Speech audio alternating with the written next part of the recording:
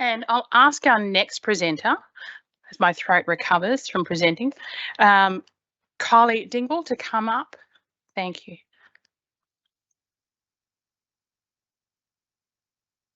So our next presenter, Associate Professor Kylie Dingwall, is a Principal Research Fellow at Menzies School of Health Research and holds a PhD in psychology. She joined the Menzies Health Stay Strong team in 2012, where she co-led development of one of the first digital mental health tools for First Nations people and the Stay Strong app. So it's nice to see someone in person that you've been working with for so many years. She was also supervised the co-design and development of the AIMhi for youth and the Weathering Well apps.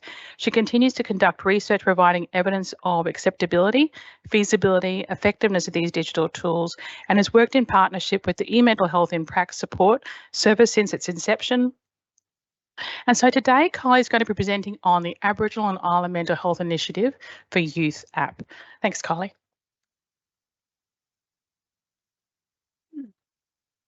Thanks, everyone.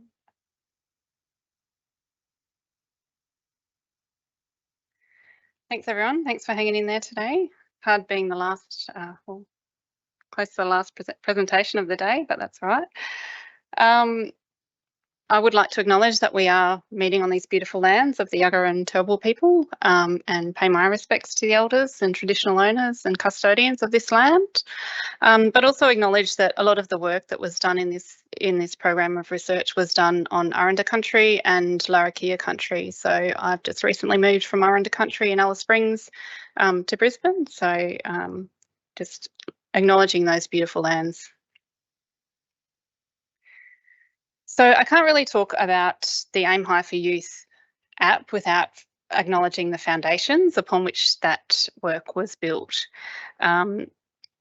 So it began in 2003 with those mental health workers on the screen there, psychiatrists, Aboriginal mental health workers who were working in the mental health ward in the hospital in Darwin, and they just saw people sort of coming in to the mental health ward, going back out to community and coming back in again and relapsing over and over again.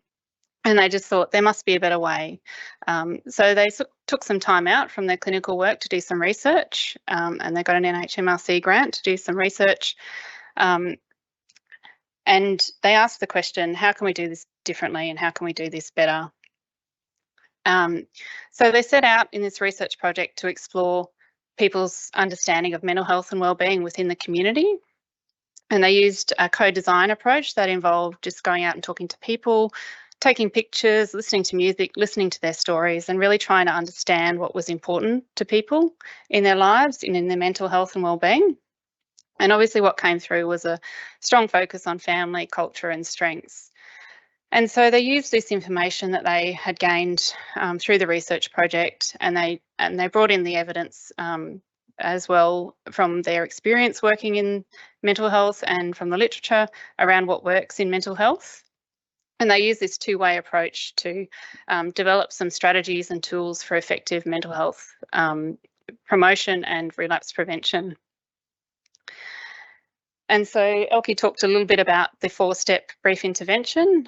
Started out as this paper-based care plan, talking about people who keep you strong, things you do that keep you strong, things that take away your strength or your worries, and set some goals for lifestyle changes.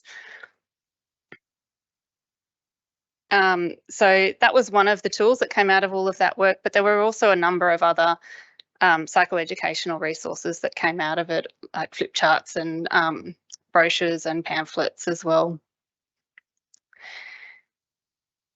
So it wasn't just a brief intervention.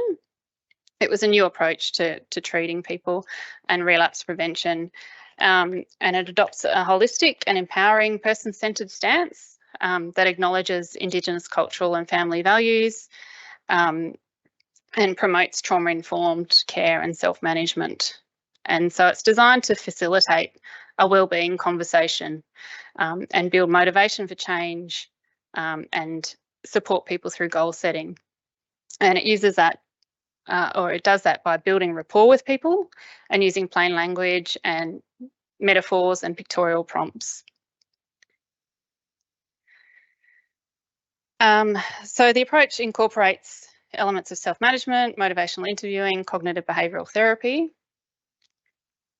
And there's some key messages that come through in the Stay Strong approach, which is about connecting with your social supports, doing more of what keeps you strong and less of what takes your strength away, and making some small practical lifestyle changes and breaking down your goals into manageable steps. So small steps can lead to big goals. And also encourages help seeking, so get more advice and support from your health centre or trusted family and friends. So as Elke talked about, in 2012, we moved from the paper-based version of Stay Strong into the digital space, and we worked with QUT to do that and translate the care plan into the Stay Strong app. And so it was one of the first digital mental health tools available for First Nations people. And along with that, we were one of the partners in the AIMhi project, and so we have been funded to train service providers working with Aboriginal and Torres Strait Islander people to use digital mental health tools, and with a strong focus on the Stay Strong app. So there's 3 randomised controls supporting the efficacy of the Stay Strong approach. There's 2 with using the paper-based tool, and 1 using the Stay Strong app in a renal setting in the Northern Territory. There's lots of different evidence of effective acceptability and feasibility with mental health clients and with service providers using the tools, as well as in chronic conditions settings. And in 2019, we were approached by the Western Queensland PHN to translate the Stay Strong app. They were already using the Stay Strong app and they really liked the approach, and they wanted to develop something that was useful for farming communities in drought-affected regions. So we worked with them in a co-design approach to reskin the Stay Strong app into the Weathering Well app. And there's some online modules that are available in how to use that as well that would be useful if you were using the Stay Strong app as well. But this one is what we're here to talk about today, the AIMhi for Youth app, which is a new tool for young people.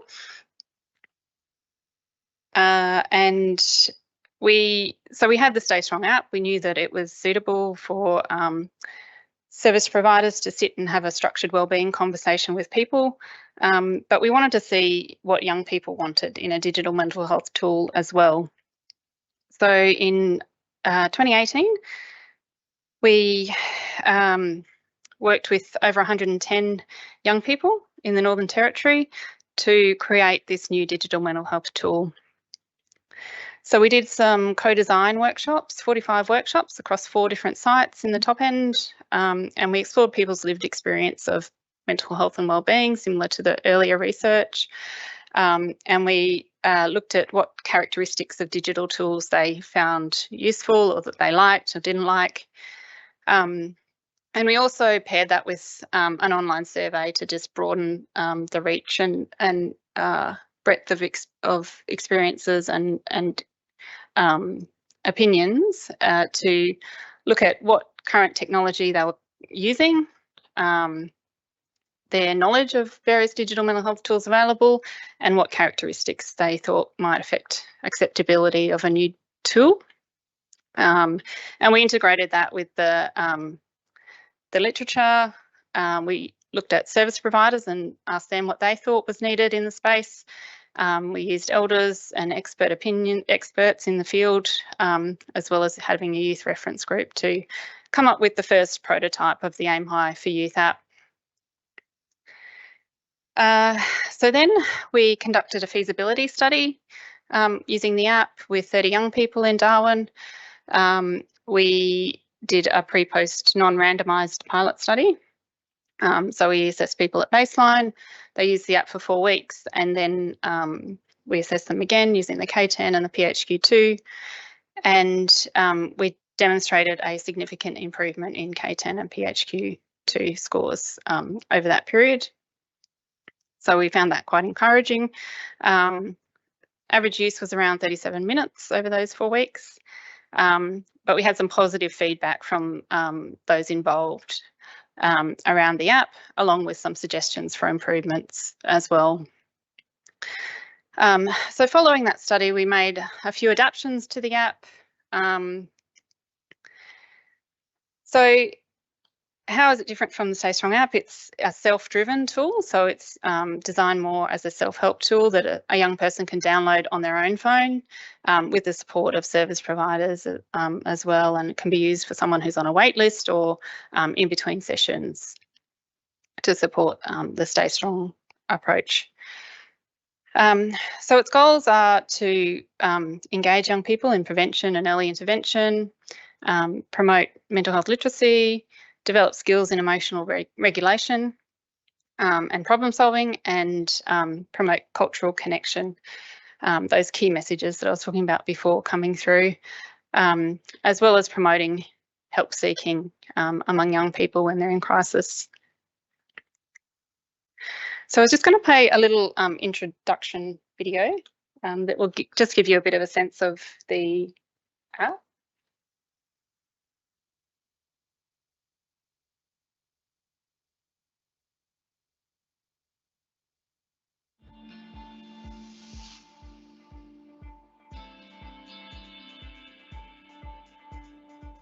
Hi, I'm Emily.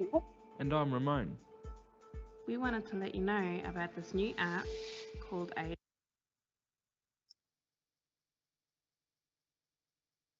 AIMhi for Youth we help promote. It's about remembering good things to keep you strong, like mates, going out bush, going fishing. And it's about hanging with family, playing footy, and chilling out. And it's also about getting through those tough times. Yeah, you know, gossip, jealousy, school stress, stuff like that. We get to go on a journey, like a bush trip. And you get to come with us. There's challenges, games, rewards, and the chance to feel a bit more in control through tough times. Come with us. Yeah, come on then, let's go. Everyone is welcome.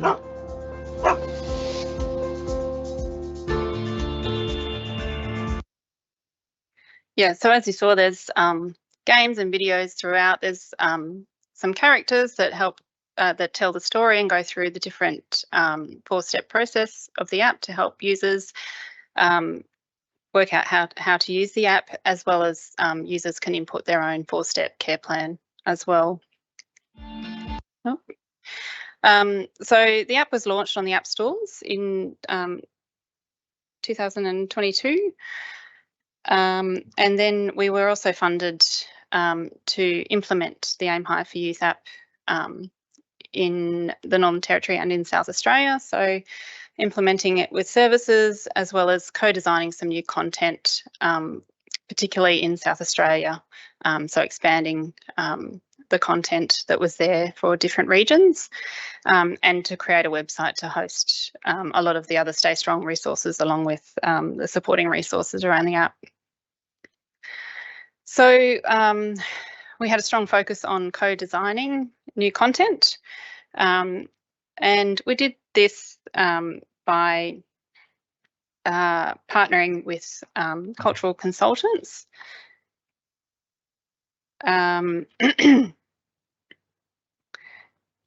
to engage people in cultural activities or engaging activities, while also engaging them in discussions around wellbeing. So in Alice Springs, we had Tristan Watkins, who's a hip-hop artist, a local hip-hop artist, came in to one of the schools and worked with 15 young men there and did 11 workshops with them, teaching them how to make hip-hop music, create songs, the different components of the music, as well as having discussions around wellbeing and what keeps them strong and what they can do to help them stay strong and that kind of thing. In South Australia, we did some weaving workshops, some yarning workshops, some bush medicine and jewellery making workshops with some cultural consultants down there, and in a similar process of engaging them around a culturally connecting activity and also having a yarn about wellbeing. We've also engaged with Tiwi elders to create a meditation story, and they were quite interested in teaching young people language and supporting them in their wellbeing journey. So they've created some content as well to add to the app. So I'll just give you a little bit of a taste of what is to come in the app. This is the hip hop video that was developed, just a small part of the hip hop video that was developed in Alice Springs.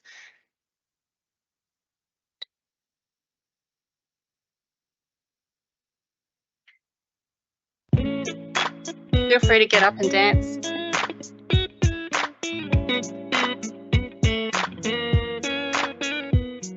My mother, my father, my sister, my brother, my uncle, my auntie, my nana, my papa. These are the type of people that keep me strong. These are the type of people that keep me moving along. My mother, my father, my sister, my brother, my uncle, my auntie, my nana, my papa. These are the type of people that keep me strong. These are the type of people that keep me moving along. When I'm down and out, go out bush. See my family to let loose. Feel the cool air, see the best sunset. Feel free, the best feeling I got. Stomping, running through sandy wall. We go hunting, we don't go to the store. Chilling with the church because we bored. Making beats on the floor, give my people more. So I just stopped it there. You can go to the website or the YouTube channel and see the full video. Yeah, so all of this new content that we've created over the past couple of years, we're about to introduce into the new app. So that includes a whole lot of videos. So that's one of the things that our feasibility study suggested, that the kids liked the videos and the games that were in the app. So we've created new videos and new games to go in, and they fit within the different character stories. So we've got a new Aranda male character, a new Ghana male and female characters. We've got a Tiwi elder character, and we've got a Darwin female character going in. New South Wales Department of Education have also spoken to us about wanting to put some New South Wales characters in, so we're going to work with them to do that as well. And we've updated the look a little bit with some new avatars. So if anyone's got any money in Queensland and wants to add characters, then let us know. So I was just going to talk a little bit about Stay Strong for Schools, because there might be some parallels with the forensic setting here. Through the implementation project, we were about to implement the app within the schools, and then the school brought in that policy change about having no phones in schools. And so we were working with Stars and Clontarf in Darwin. They were also wanting to implement the Stay Strong app with the AIMhi for Youth app with groups in a group setting. And there was also a change that school counsellors were no longer based in schools, so there was a shift away from the one-on-one to more of group work. So taking all that on board, we decided to develop a 6-week wellbeing curriculum that was based on the Stay Strong approach and introduced the AIMhi for Youth app within that program as well. So it's a strengths and activity-based wellbeing program using the Stay Strong approach, and it's based on and informed by a trauma-informed practice, social-emotional wellbeing framework, motivational interviewing, and it includes sensory activities to help people focus and relax throughout the sessions. And it's also informed by the curriculum and MT policies and frameworks. So it was an iterative process of feedback, development, testing and implementation, and we co-designed it with the school counsellors, the Stars and Clontarf providers as well, and we had some sessions with young people.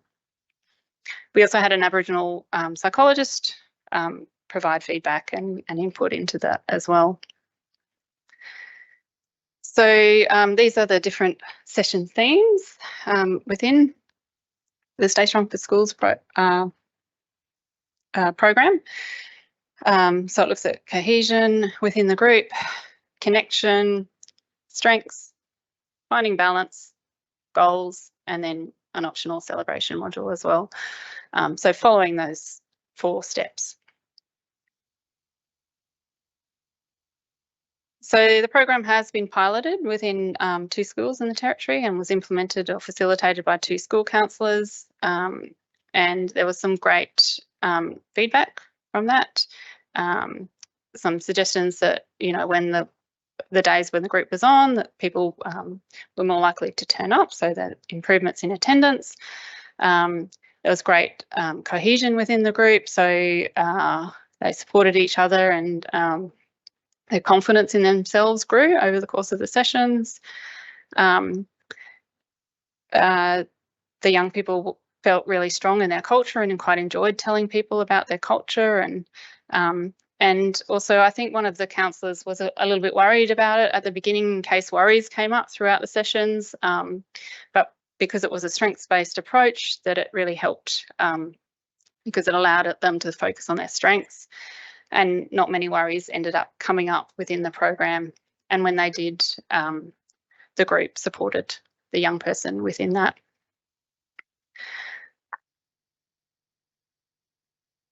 So we have some supporting resources available on our website as well. We've got some cards that can help support implementation for young people. And we deliver training in how to use the Stay Strong app as well as the AIMhi for Youth app.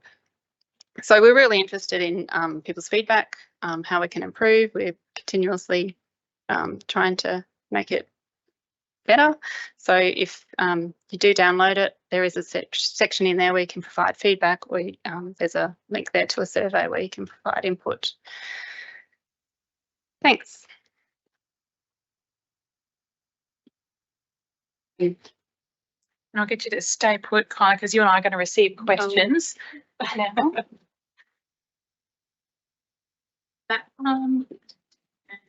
Thank you, Deb. I owe you.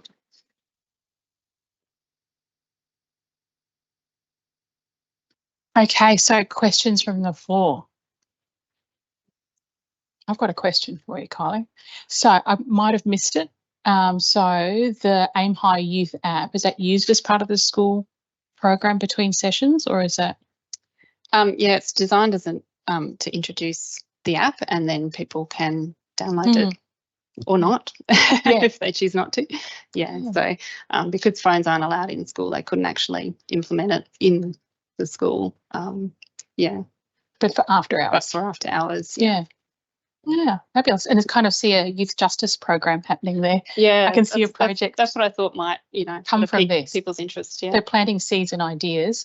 But hang on, they did it, the Stay Strong app with adults. Oh, there's an AIMhi Youth app. There we go. Yeah, and you could use them in conjunction with each other. Yeah. Do a session with the Stay Strong app and then send them home with the youth app.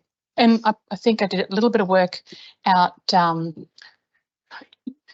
past Cunnamulla, and just had the Stay Strong app with me, and the youth app wasn't developed then, and just used it as a way of building conversation with young people. So even though it wasn't meant to be, I didn't use it how it was intended to be used, but kids that had interest in technology, and I had a tablet there, so just being able to use that and the images and engage in something else. It wasn't take the focus off them. That's it. Any questions from online? No, we don't. So we've had a reprieve. Yeah, great. Beautiful. So we have afternoon tea. So what time are we? So, perfect timing. So if we're back at 4 o'clock and we've got the end of the day, we've got a panel discussion where we're going to facilitate and look at some of the challenges and solutions to implementation. All right. Thank you very much.